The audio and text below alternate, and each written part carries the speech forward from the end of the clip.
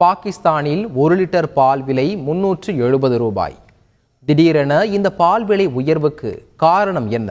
பார்க்கலாம் இந்த செய்தி தொகுப்பு. கடும் பொருளாதார நெருக்கடியில் சிக்கித் தவித்து வரும் நம் அண்டை நாடான பாகிஸ்தானில் அத்தியாவசிய உபயோகப் பொருட்களை கூட வாங்க முடியாமல் மக்கள் அவதிக்குள்ளாகி வருவதை செய்திகளில் பார்க்கிறோம். கொரோனாவுக்கு பிறகு பொருளாதாரத்தில் எப்படி இலங்கை பலத்த அடி வாங்கியதோ அதே போலத்தான் பாகிஸ்தானும். பொருளாதார வீழ்ச்சி, அந்நிய செலாவணி கையிருப்பில்லாதது, பணவீக்கம் போன்ற பல காரணங்களால் விலைவாசி தாறுமாறாக உயர்ந்தது.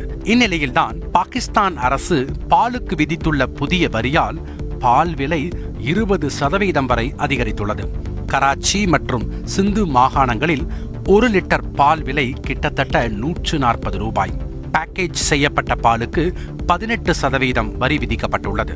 அதிக நாட்கள் பயன்படுத்தும் வகையில் அதி உயர் வெப்பத்தால் UHT முறையில் தயாரிக்கப்படும் 1 லிட்டர் பாலின் விலை எவ்வளவு தெரியுமா?